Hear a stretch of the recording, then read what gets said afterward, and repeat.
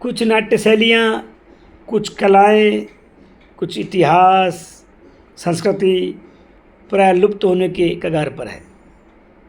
इसको बचाए रखने के लिए हमारे जैसे जो संगम हैं, जिनके माध्यम से आपको रामलीला मंचन या महापुरुषों की जीवनी के बारे में, उनकी अच्छाइयों के बारे में बताया जा रहा है। क्योंकि आज के दौर में मोबाइल और नेट ने सब कुछ छीन लिया। मोबाइल में भी आप देखोगे तो ऐसी चीज़ों को लोग कम देखते हैं, मनोरंजन वाली चीज़ों को अधिक देखते हैं। जबकि हमारा उद्देश्य ये है, और ये हमारा उद्देश्य नहीं, आप सबका दायित्व है कि जो पुराना जो इतिहास है, इसमें बड़े बड़े महापुरुष हुए हैं, बड़े बड़े ऐसे व्यक्तित्व वाले लोग हुए हैं जिनका आज बखान करते हुए हमें गर्व होता है। हम चाहते हैं कि उनकी अच्छाइयाँ, उनकी खूबियाँ इस समाज को दिखाई जाए। इसी कड़ी में हम हमारे मंच के माध्यम से 2-3 साल पहले सत्यवादी महाराजा हरिश्चंद्र के नाटक का मंचन भी कर चुके हैं। अब 22 सितंबर से 2 अक्टूबर तक हम रामलीला मंचन कर रहे हैं। इसके पश्चात मैंने 3-4 महीने की मेहनत से महाराजा मोरध्वज के नाटक का मंचन लिखा है। ये नाटक प्राय लुप्त हो चुके हैं। लोग बहुत कम जानते हैं कि राजा मोरध्वज कैसे बना, उसकी जीवनी क्या थी, तो उसको दिखाने का प्रयास हमने किया है।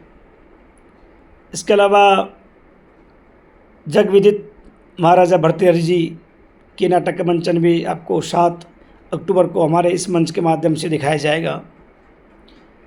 सबको पहल करनी चाहिए, सबको आगे आना चाहिए कि ऐसी जो कलाएँ हैं, मंच क्या होता है कि आपको जो भी कुछ कहना है उस मंच पे एक बार में ही कहना है, बोलना है, तो भी आपको एक्शन प्ले करना है। आपको रिटेक करने का मौका नहीं मिलेगा। ऐसा नहीं है कि लाइट, कैमरा, एक्शन, फिर कट, फिर रिटेक, ऐसा नहीं होता है। हम जो संवाद करते हैं वो आधे घंटे का है, चाहे वो 1 घंटे का है। वो लगातार, अब जैसे कि मैं रामलीला में अंगद बनता हूँ, हमारे मनोज गुप्ता जी लंकेश बनते हैं। अब वो पूरा संवाद मेरा लगभग 35 मिनट का है, 40 मिनट का है। वह बिना रुके एक बार में ही सारी बातें मुझे कहनी होती हैं और सारी बात बिना रुके हुए लंकेश को बोलनी होती हैं। वहाँ ऐसा नहीं है कि नहीं बैठा नहीं, काटो, कट करो, रुको भी, दोबारा से रिटेक। कहने का मतलब ये है कि इन चीज़ों को मंच पर रखने के लिए हमें बहुत मेहनत करनी पड़ती है। आप लोग हमारा सहयोग करें, अधिक से अधिक लोग ये जो संगम है इनसे जुड़ें। ये जो रामलीला हैं या जो हम अलग अलग प्रकार के नए नए नाटक आप लोगों को दिखाते हैं, इतना आसान नहीं होते। इनकी पटकथा बनाना, इसमें हर वर्ष कुछ नया जोड़ना, और प्रभु का जो ये नेक कार्य है इसमें सहयोग हेतु आप लोग आएँ, नए जो लोग हैं वो जुड़ें, हमें भी अच्छा लगेगा। बहुत समस्या आती है, जैसे कि महिला पात्र हैं हमारे, हमको खुद को करने होते हैं, तो ऐसे पात्रों के लिए भी नए जो नौजवान हैं, लड़के हैं, उन्हें आगे आना चाहिए। और ये मोबाइल की दुनिया से बाहर निकलो। दुनिया बहुत हसीन है, बहुत अच्छी दुनिया है, बहुत अच्छे अच्छे लोग हैं इस दुनिया में। अब आप मान लीजिए शाम को 8 बजे से लेकर 11-12 बजे तक मोबाइल में लगे रहोगे, अपना पूरा समय निकालोगे। इससे बढ़िया ये है कि समाज में बैठो, लोगों में बैठो।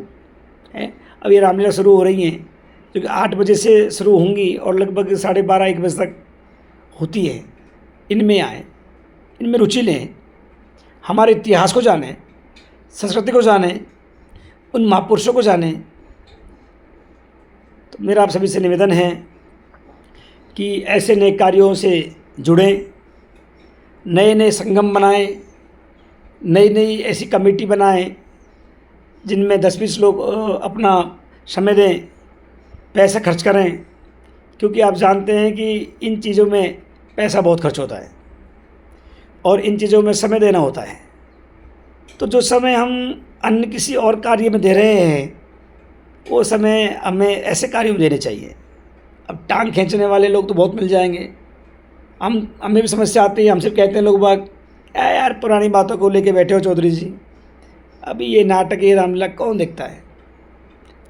अरे हमारा सौभाग्य है कि हम अच्छे कार्यों से जुड़े हुए हैं। हमारा उद्देश्य आप तक अच्छा ये पहुंचाना है, अच्छी चीज़ दिखाना है।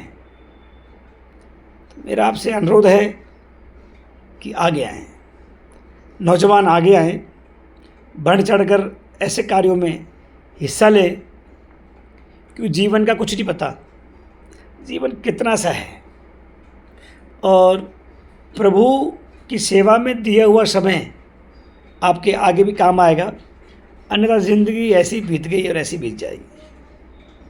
बाकी आप लोगों की मर्ज़ी है, अपना अपना विचार है।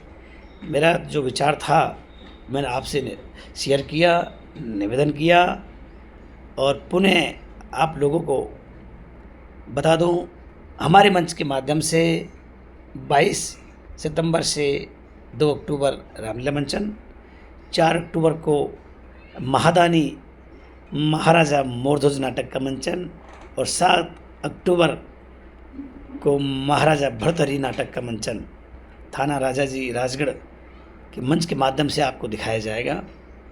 आप सभी का बहुत बहुत स्वागत है, हार्दिक अभिनंदन है। पधारें।